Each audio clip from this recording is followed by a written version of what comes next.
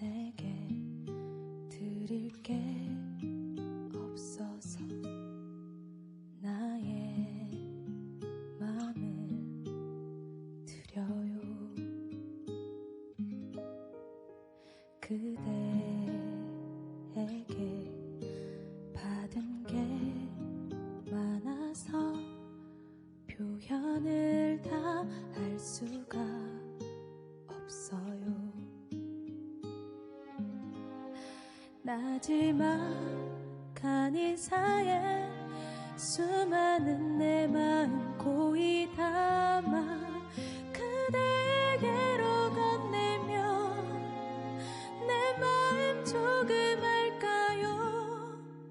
어떤 이유로 만나 나와 사랑을 하고 어떤 이유로 내게와 함께 있어준 당신 부디 행복한 날도 살다 지치는 날도 모두 그대의 곁에 내가 있어줄 수 있기.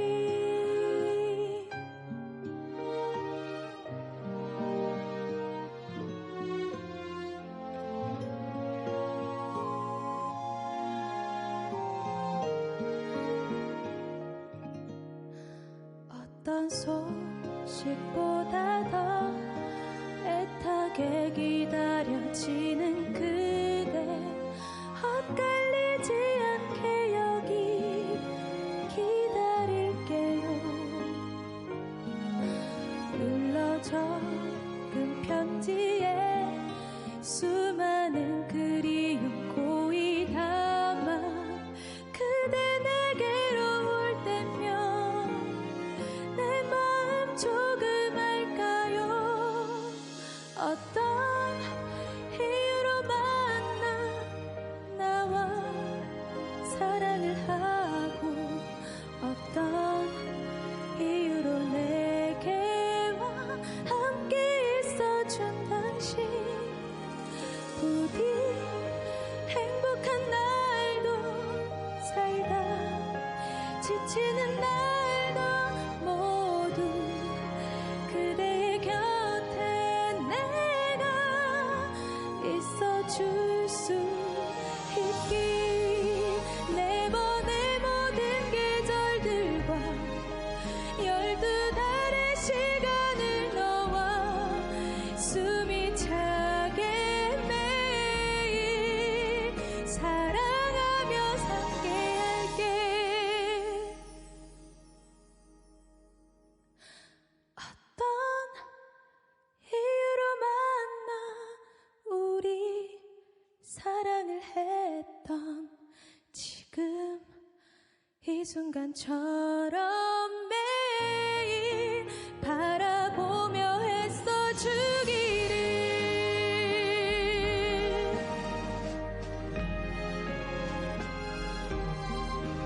모두 그대의 곁에 내가 있어줄 수 있기.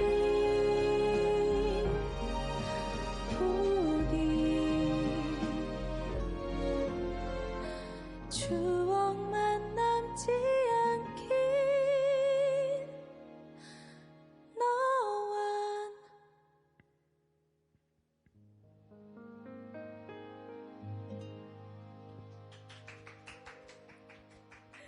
안녕하세요. 토크 콘서트 for you 서울대교구 생명위원회 사무국장 박정우 후보신부입니다. 네, 안녕하세요. 생명 배우미 생활성각 가수 서미주 세실리아입니다. 네, 지난 시간에 우리는 틴스타 청소년들을 위한 교회의 가르침을 담은 성교육에 대해 알아보았습니다.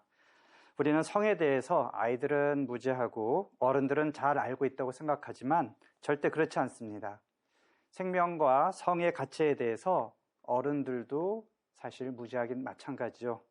이 방송을 보고 계신 신자 여러분 중에 진지하게 생명과 성의 가치에 대해서 또 이에 대한 교회의 가르침에 대해서 내가 얼마나 잘 알고 있나 아마 진지하게 생각해 보지 않은 분들이 많으실 것 같아요. 그래서 오늘은 이러한 우리의 무지함을 겸허하게 받아들이고 우리 각자가 얼마나 소중한 존재인지를 깨닫는 시간으로 마련해 보고자 합니다. 네, 생명에 대한 공감과 배움의 시간을 함께 해주실 분들 소개해 드릴게요. 가톨릭 의대 의정부 성모병원 산부인과 김찬주 교수님, 그리고 행복한 가정운동 봉사자 황선아 카타리나 자매님입니다. 네, 반갑습니다. 안녕하세요. 반갑습니다. 반갑습니다. 네.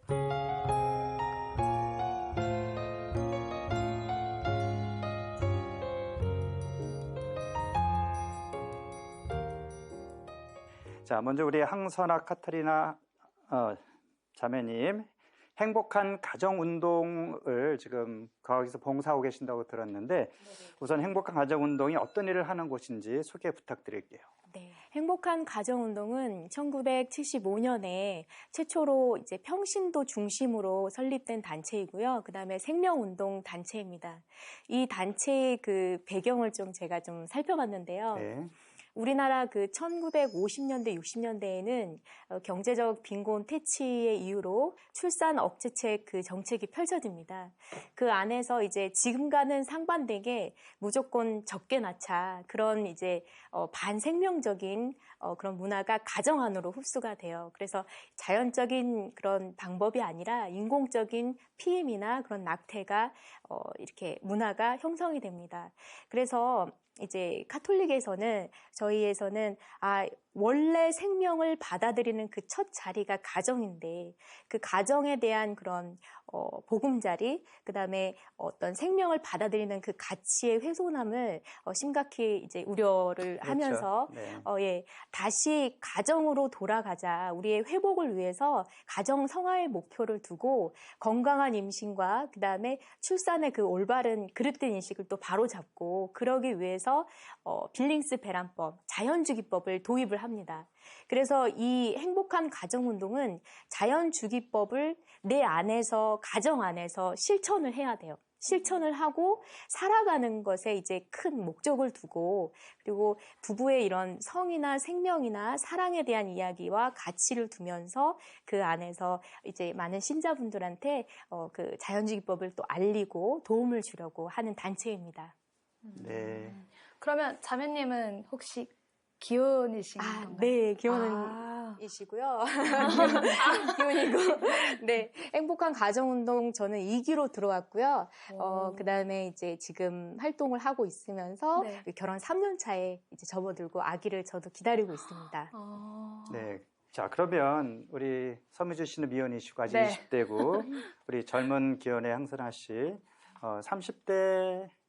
40대이신가요? 네, 저 40대 초반입니다. 이제 40대. 아, 정말요? 네. 네. 젊으셔서. 네, 그리고 이제 우리 그 생명을 보살피는 생명의 대부님 같은 우리 산부인과 의사 김찬주 교수님까지. 교수님은 50대이시죠? 네, 50대 네, 초반입니다. 다양한 연령대가 네. 이렇게 모였습니다. 그래서 이제 생명과 성에 관해서 세대별로 느끼고 있고 경험하는 또 생각하는 것이 조금씩 다를 수 있는데 이렇게 다양한 세대가 나와서 더 이제 풍요롭다는 생각이 들고요.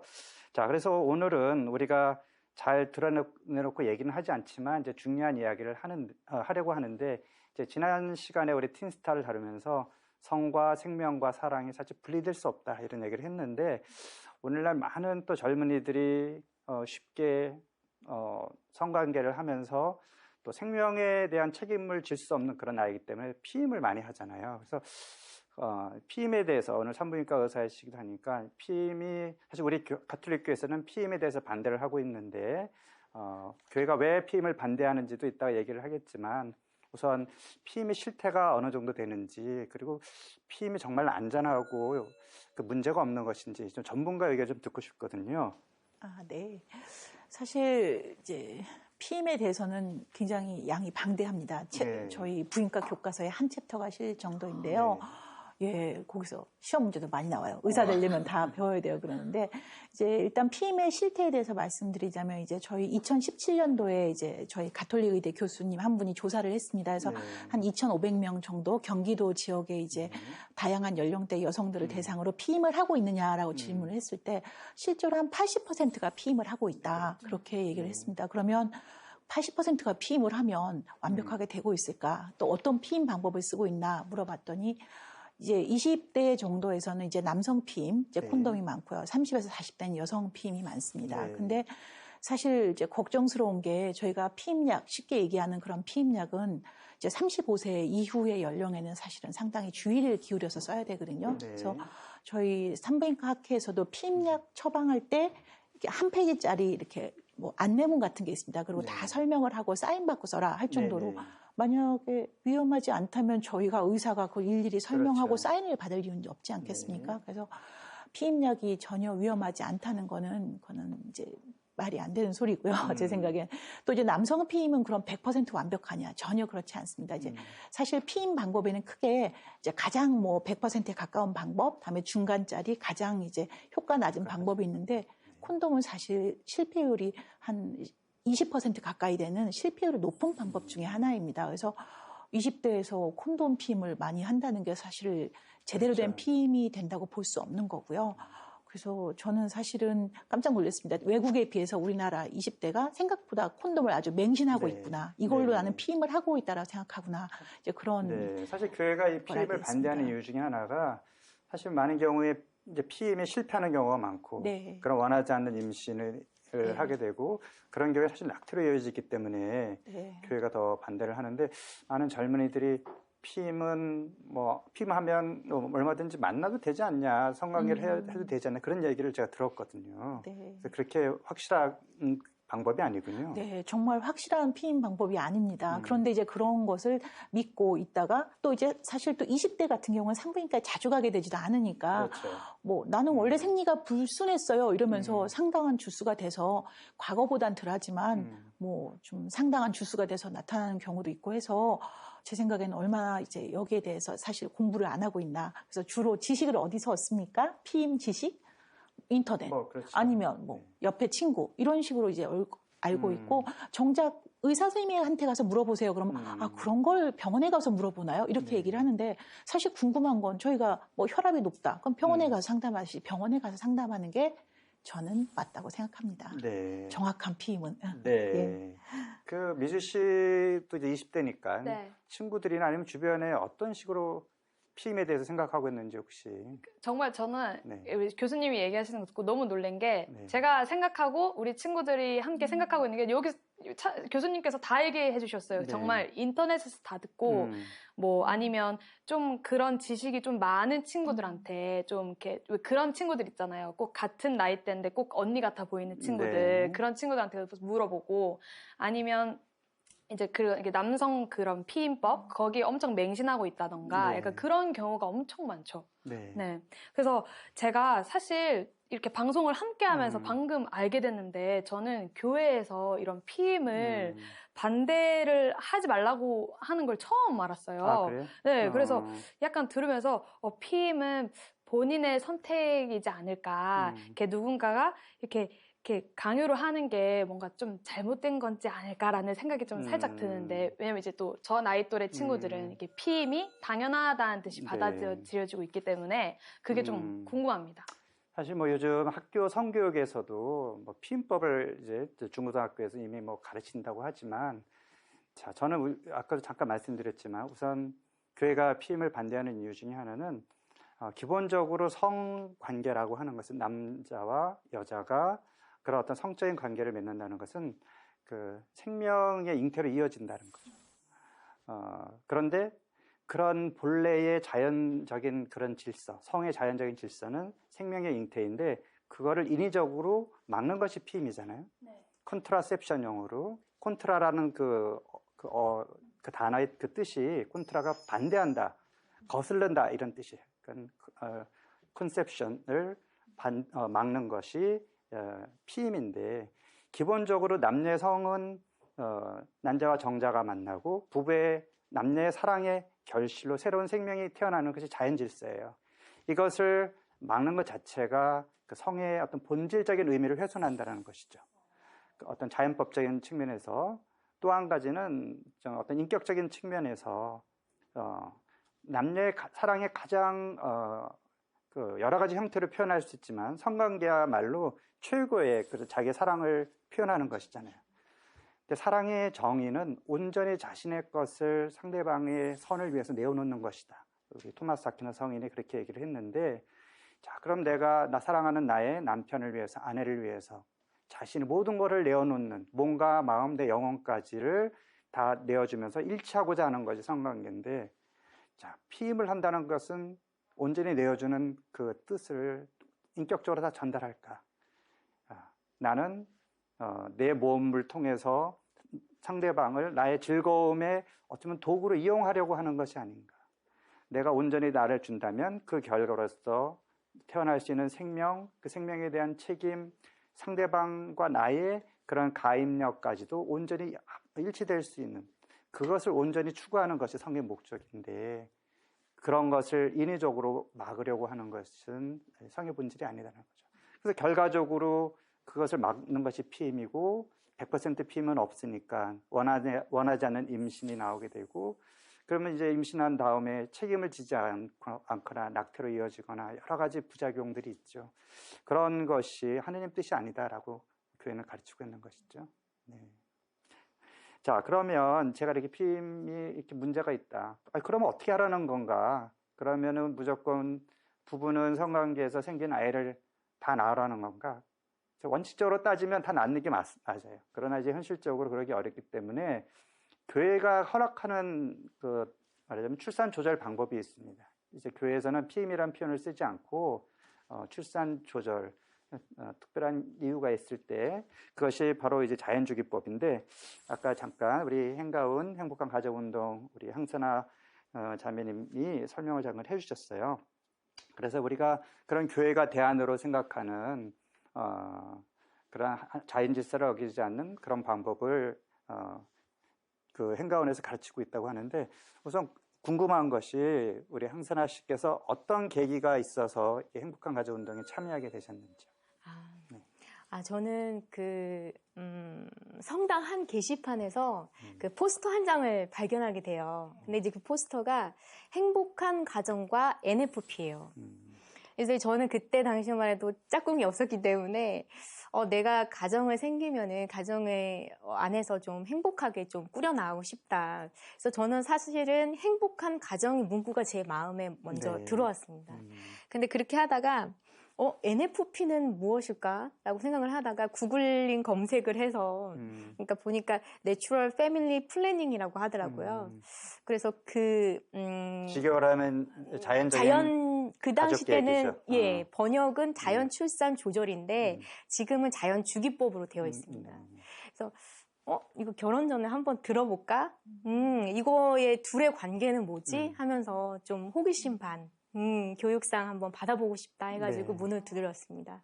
그럼 제가 사실 저번 시간 때 이제 틴스타 교육도 받으러 가기로 이제 약속을 했었잖아요. 그래서 제가 그 이후로 찾아봤어요. 어떻게 하면 받을 수 있나.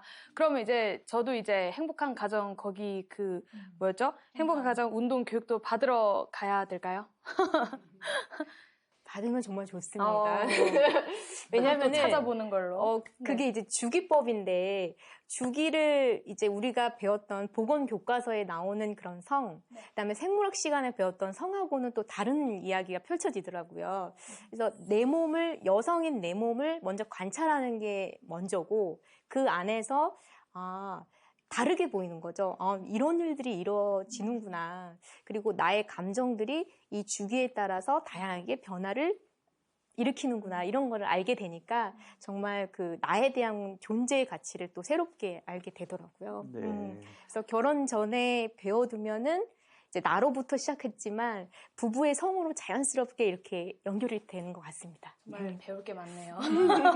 틴스타나 행가운에서 하는 자연주기법이나 사실은 이제 기본적으로 점액관찰법을 가르치면서 여성의 몸을 이해하고, 그래서 나의 몸이 또 나의 어떤 호르몬 변화나 그런 주기들이 사실은 생명을 향해 가고 있다. 그래서 특히 여학생들이 내 몸을 정말 소중하게 돌봐야 되겠구나. 성을 함부로 사용해서는 안 되겠구나. 이런 거를 배우는 것 같아요. 그래서 저도 이제 틴스타에서 자연주기법을 배우면서 참 여성의 몸이 신비롭다 이런 생각을 했습니다. 그래서 사실 우리 김찬주 교수님한테 좀 묻고 싶은 게, 교수님도 사실 젊었을 때 뭐 이렇게 지금 많은 여학생들이 그렇듯이 내 몸을 잘 몰랐다가 이제 의과대학에서 몸에 대해서 배우시면서 몸의 신비, 생명의 신비 이런 걸 느끼셨을 것 같은데 어떤 경험이 이제 그동안에 있으셨는지 어떻게 생각이 달라지셨는지 그런 이야기 좀 듣고 싶네요. 네. 저도 20대를 거쳐서 30대 이제 출산을 하고 이제 또 딸을 키우고 이렇게 하다 보니까 생각이 많이 바뀌게 되는 것은 사실입니다. 20대 때 수업으로 들을 때는 뭐 이렇게 복잡하지? 그런 생각을 했고요. 또 이제 막상 산부인과 의사가 되면서 이제 분만을 받거나 할 때는 너무 사실은 힘들지만 너무 좋았어요. 저는 이제 아기 새벽에 이제 해가 이제 뜨는데 아기 받으면서 전 세수도 안 했죠. 아기 받으면서 이제 양수를 온 몸으로 받으면서 받을 때 저는 그때 사실은 기분이 너무 좋았어요. 사실은. 그래서 마치 제가 아기 낳은 것처럼 행복하고 그랬던 순간들이 있고요. 또 그런데 이제 막상 또 이제 애 키워보니까 많이 힘들긴 하고 또 제 딸이 또 생리통으로 막 이렇게 너무 아파서 막 정말 기절해서 예, 학교에서 기절해서 양호실에 누워있다 전화를 받을 때는 이제 엄마니까 뭐야 왜 우리 딸은 이런 생리통을 겪어야 하는 거지? 왜 생리를 해야 되는 거지? 이제 순간적으로 저도 이제 엄마니까 그 마음이 먼저 들더라고요. 저는 뭐 생리통으로 기절한다는 얘기 처음 들어요. 종종, 그 정도로 이렇게 힘든 종종 건가요? 있습니다. 네, 종종 있고 응급실에 그 정도 돼서 오기도 합니다. 남성들은 이해하기 어려운데 여성들만이 겪는 어려움이네요. 그러니 시험 겹칠까봐 노심초사하고 엄마들이 오면 그 마음도 충분히 이해가 가고 이제 그러면 애들은 생리에 대해서 부정적인 인식을 갖고 있기도 합니다. 생리 왜 해야 돼요? 이런 얘기도 하는데 사실은 이제 저도 이제 가톨릭 생명위원회에서 강의 준비하면서 제가 전공이 워낙은 이제 뭐 불임이나 이런 쪽은 아니지만 강의 준비하면서도 또 다시 배우게 됐습니다. 이게 이렇게 우리나라 불임이 이렇게 많구나. 또 생리를 한다는 게 이렇게 소중한 거구나. 생리를 1년에 12번 안 하고 4번 하는 사람이 있어요. 그럼 임신할 확률은 당연히 많이 줄어드는 거죠. 왜냐하면 1년에 생리를 4번밖에 안 하니까 그 사람은 12번 하는 사람에 비해서 임신 확률은 3분의 1로 줄어드는 거죠. 그렇지만 문제는 자기 배란이 언제인지도 모르니까 더욱더 임신이 힘든 거고요. 그래서 사실은 이제 그렇게 생각하면 1년에 4번 생리하는 여성은 너무 혜택받지 못한 거예요. 12번 하고 싶은 거죠. 그래서 사실은 생리라는 게 생명과 연관지어서 볼 때는 난 정말 남자가 갖지 않은 소중한 능력을 가지고 있구나라고 생각하게 되는 거고요. 그래서 이제 다시 한번 또 신부님이 늘 강조하시는 이제 성과 생명, 여자는 거기에 수호자다. 이렇게 생각할 수 있을 것 같습니다. 그렇군요. 자, 사실 그래서 교회가 하느님께서 정해준 자연적인 질서, 여성들이 생리를 하는 것도 사실 생명을 잉태하는 한 과정이고요. 그만큼 중요한데 그런 어떤 생명을 잉태하는 여성의 몸에 대한 그런 인식들이 아직 부족하다 보니 성관계를 하면서 뭔가 좀 친밀한 관계를 갖고 싶은데 생명을 책임질 때는 안 되고 그러니까 많은 젊은이들이 피임을 하고 있고 아까도 잠깐 말씀하셨지만 피임이 완벽하지도 않고 여러 가지 부작용이 있다. 그래서 사실 좀 현실에서 피임을 하는 사람이 80% 된다. 아까 그런 말씀하셨는데 알고 자기가 하는 행동이 어떤 의미가 있는지를 좀 더 정확하게 아는 것이 중요하다 이렇게 생각이 들어요. 그래서 피임이 갖고 있는 의미, 부작용, 피임약이라든지 도구가 사실 여성한테 어떤 영향을 주는지 좀 자세히 설명 부탁드릴게요. 네.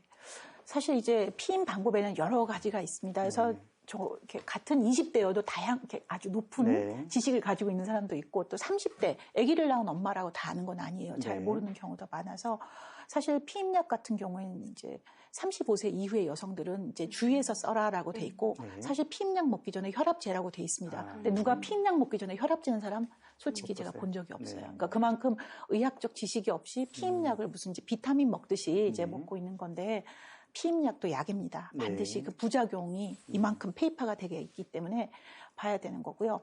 또 피임약의 장기적인 부작용이라면 약의 부작용 자체보다는 피임약을 먹다 보면 이제 나는 뭐 모든 성병으로부터도 마치 프로텍션, 방어되고 있다는 생각을 하기 쉬운데 사실 그렇지 않거든요. 피임약은 단지 이제 임신만을 지금 억제하는 효과를 하고 있는 거기 때문에 뭐 성병이나 이런 걸 막아주지는 못하거든요. 그래서 제 생각에는 이제 피임약을 먹어서 꼭 불임이 된다라기보다 피임약과 관련된 어떤 행동의 변화가 이제 불임으로 나중에 연결될 가능성도 있다는 거죠. 제가 또 얼핏 듣기로는 이렇게 기구 같은 것도 사용할 때 뭐 자궁에 설치하는 거라든지 여기 뭐 이렇게 심는 거. 그런 것 부작용이 있지 않을까요? 네, 그것도 이제 자궁 안에 넣는 것도 거기서 호르몬이 나오고요. 팔에 심는 것도 거기서 호르몬이 나옵니다. 20대 아가씨 중에 팔에 피임 기구를 심었는데 저한테 왔어요. 생리가 왜 안 나오냐고. 어. 그래서 그거 하면 원래 생리 안 나오는 건데 몰랐느냐. 아, 그 그랬더니 정도로 무시하. 피임이라고 네. 생각했지 생리가 안 나온다고 생각 안 해봤다는 거예요. 네. 당장 빼달래요. 그래서 제가 이게 의사들이 좀 더 설명을 네네. 이거를 넣었을 때 피임이 되는 거는 생리를 안 하게 하는 거다라는 네. 설명까지 했어야 되는구나. 네네. 그래서 이제 그런 생각도 하게 됐고요. 음. 사실 모든 거에는 다 이제 장점, 단점이 다 있는데 이제 네네. 특히 단점을 저희는 쉽게 그냥 이런 거 나에게 일어나겠어 하고 넘어가지만 네. 저희가 뭐 교통사고가 나에게 일어날 거라고 일어나나요? 네. 그것처럼 다 알아야죠. 그래서 네네. 저는 행가원처럼 이제 이런 이렇게 알겠다. 여성들이 내 몸에 대해서 알겠다고 하는 운동이 사실은 틴스타도 중요하지만 굉장히 사실 중요한 시점이 아닌가 저는 그런 생각을 해봅니다. 네. 그럼 저도 이제 교수님한테 이제 이렇게 여쭤볼 기회가 없잖아요. 그러니까 오늘 또 네. 오셨으니까 제가 네. 궁금한 게 있는데 저는 사실 피임약을 한 번도 복용해 본 적이 없어요. 아, 정말요? 네, 왜냐면 네. 그런 소문들이 있었어요. 피임약을 먹으면 나중에 몸이 뭐 아파질 거고 뭐 아기도 못 가질 거고 이런 얘기들이 엄청 많아서 저는 괜히 무섭더라고요. 그래서 저는 아예 복용을 해보지 않았는데 이런 피임이 난임의 원인이 될 수가 있나요? 아까 말씀드린 것처럼 피임약 자체가 네. 난임으로 이어지지는 않습니다. 근데 이제 피임약이 이제 호르몬 약이기 때문에 네. 그 약을 먹고 예민한 사람은 토하기도 하고 하는 그런 부작용도 있을 수 있고요. 이제 의학적으로 필요한 경우는 저희가 처방을 합니다. 사실 제가 가톨릭 의대에 있다 보니까 네. 처방하는 경우는 꼭 의학적으로 필요해서 처방을 하게 됩니다. 뭐 난소에 혹이 있다든가 등등 해서 처방하게 되는 것이고요. 아까도 말씀드린 것처럼 피임약 자체의 이제 부작용도 있고요. 네. 피임약을 먹을 때는 흡연을 하면 안 된다라든가 다른 약을 먹을 때는 미리 저 선생님 피임약 먹고 있어요라고 얘기를 해야 그 약의 약효가 떨어지지가 않아요. 피임약과 다른 약이 같이 들어가게 되면 그 약의 약효가 떨어지는 경우도 있거든요. 그래서 이제 그런 거에 대해서 공부를 하고 약을 이제 의사 선생님의 처방에 의해서 먹는 게 저는 더 낫지 않을까. 아니면 상담, 처방까지는 아니어도 상담에 의해서 맞춰서 먹는 게 낫지 않을까 그런 생각을 합니다. 네, 그리고 아까 그 남성이 사용하는 네. 콘돔도 실패율이 높다 네. 그랬는데 그 실제로 어떻게 통계적으로 어떻게 나와 있는지 혹시? 그러니까 피임 방법에는 네. 크게 이제 세 그룹이 있습니다. 네. 거의 완벽에 가까운 피임법. 예를 들면 이제 그거는 뭐 나팔관을 묶는다든가, 네. 뭐 남자 정관을 자른다든가 하는 네. 방법이 있고요. 이제 사실은 이제 불안정한 피임법 중에 하나가 네. 콘돔입니다. 네. 실패율이 거의 20%에 가깝게 되는 네. 건데 20%에 가깝다는 거는 사실은 굉장히 높은 굉장히 퍼센테이지입니다. 높죠. 네. 맹신하게 되면 아까도 말씀드린 것처럼 생리를 한 달에 한 번 하는 여성이야말로 그냥 생리 안 하네? 그럼 내가 임신인가 걱정된다 하겠지만 1년에 4번 생리하는 여성은 난 콘돔을 썼으니까 설마 임신은 아닐 거야 라고 해서 5, 6개월이 돼서 오는 경우도 있어요. 예, 왜냐하면 생리를 1년에 4번밖에 안 하니까. 그래서 제 생각에는 이제 콘돔은 가장 불안전한 사실은 네. 방법이다. 네네. 왜냐하면 100% 가까운 방법이 아니잖아요. 네네. 80%밖에 안 되는 거고 네. 거기에 그 뒷감당은 신부님이 이야기하신 것처럼 여성이 혼자 다 그렇죠. жил어줘야 되는 부분이 네. 되거든요. 그래서 뭐 콘돔을 완벽한 피임 방법이라고 우리나라 20대나 뭐 더 어린 연령에서 많이 대부분의 피임 방법 하면 잘못 딱 알고 손 들고 있죠. 콘돔 네. 이렇게 얘기를 하는데 네네. 그렇지 않다는 거죠. 네. 네. 가장 확실한 피임 방법은 기다려주는 거죠. 책임질 때까지 성관계를 갖지 않는 것이고, 그러나 얼마든지 두 사람의 사랑 표현은 정말 그런 구체적인 성관계가 아니더라도 내가 사랑받고 있다라고 느낄 수 있는 인격적인 그런 소통, 배려, 서로를 위한 어떤 봉사, 이런 것이 아닐까 그런 생각이 듭니다. 그래서 남성의 피임이 여성에 대한 뭐 배려라고 생각하지만 진정한 배려는 상대방을 존중해주고 기다려주는 것이 아닌가 이런 생각이 들고요. 네, 남성이든 여성이든 서로의 성 귀중하고 소중한 것이기 때문에 존중받아야 하고요. 생명수의 이야기도 이제 존중받는 성으로부터 시작돼야 할 것입니다. 생명 콘서트 포유 벌써 마칠 시간이 되었습니다. 네, 성과 사랑, 생명의 가치 이야기는 다음 시간에 계속 이어가도록 하겠고요. 특히 이제 자연주기법과 관련된 얘기는 이제 다음 시간에 더 계속하도록 하겠습니다. 오늘 함께해 주신 김찬주 교수님 그리고 황선아 카타리나 자매님 감사드리고요. 다음 시간에 뵙겠습니다. 네. 감사합니다. 감사합니다.